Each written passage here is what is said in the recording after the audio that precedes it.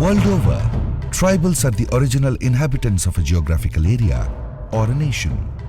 The philosophy of tribal living is dictated by live and let live, and the culture of the people is deeply connected to nature. They have a strong sense of place and belonging to the land.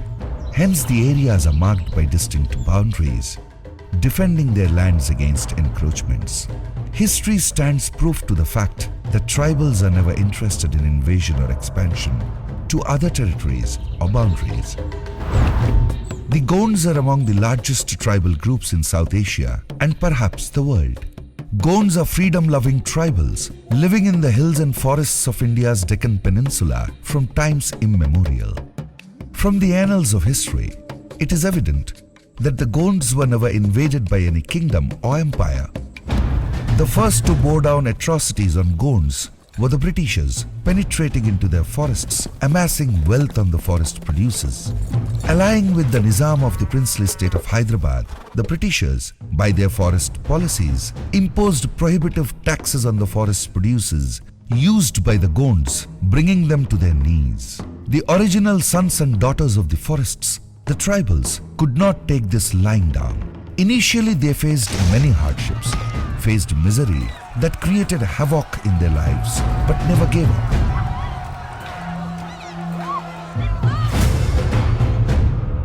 The spark of revolution began with Marsukola Ramji Gond. Telangana saw the first uprising against the feudal lords, the Nizams and the British combined as early as 1857 under the leadership of Marsukola Ramji Gond. This revolt of Ramji Gond can be called as the first rebellion against the British in India as a major part of the Sepoy Mutiny of 1857. Marsukola Ramji Gond belonged to the community of the Gondwana kingdom, which existed in central India in the states of Telangana, Maharashtra and Odisha from the 14th to the 18th century. To counter the onslaught from the British and the Nizams, Marsukola Ramji Gond joined hands with the Rohillas under their leader Haji Ali and trained young men in armed warfare and turned them into perfect warriors.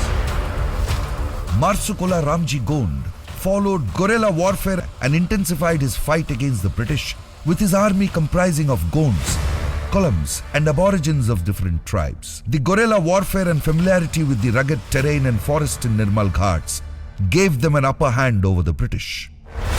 This all-out war continued for more than 2 years with a strong army of 300 tribals and 200 Rohillas in the large forest tracts spanning from Nirmal Narayankhed in the west and Chennur in the east, bordering the river Godavari in the south. The resistance from the Gonds shook the foundation of the British, sending tremors across the British government and Nizams. To put a check on Marsukola Ramji Gond, the Britishers had to devise a new strategy. The British government appointed Colonel Robert to subdue Ramji Gond. On a short notice, he marched in with contingent troops called the 47th Regiment NI, forming part of the Ballari column, and posted a detachment of the subsidiary force at Hingoli. In a few days, the land witnessed the macabre side of war. The collector of Nirmal received information that Ramji Gond and other Reuters were sheltering near a mountain at a distance of 15 kuro from Nirmal and 4 kuro from the road.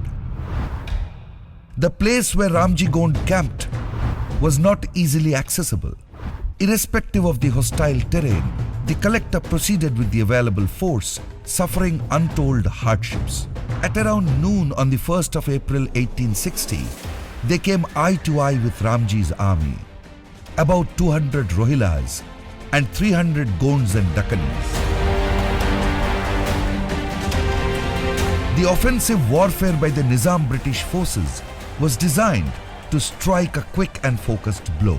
Many of the rebels were wounded, few others killed. 30 dead bodies of the rebel Rohillas and others were found by the invading army.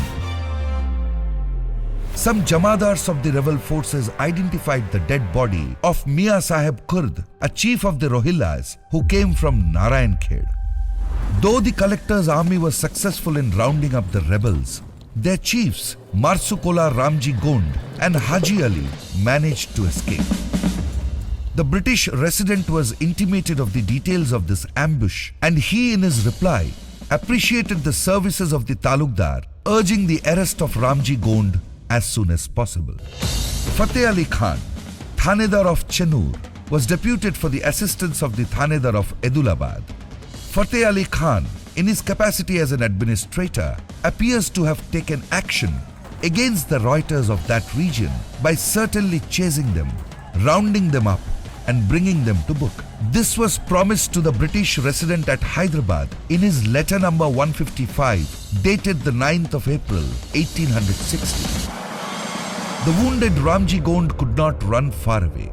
After scorched earth military strategy, he was eventually caught by the Nizam British Army along with his men. Till the end, Ramji Gond demonstrated valor in his fight against the Nizam and the Britishers. Even after all these years, the punishment meted out to the captured men can send a shudder of repulsion. Along with 1,000 of the Rohillas, Gonds and Dakkanis, Ramji Gond is also said to have been hanged to the banyan tree located in the outskirts of Nirmal during the mid-September of 1860 CE.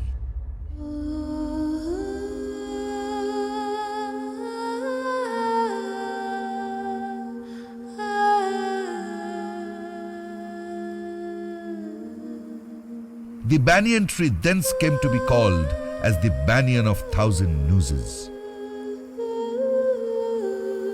The banyan tree fell down more than a decade ago, a symbol for atrocities in oppressive regime.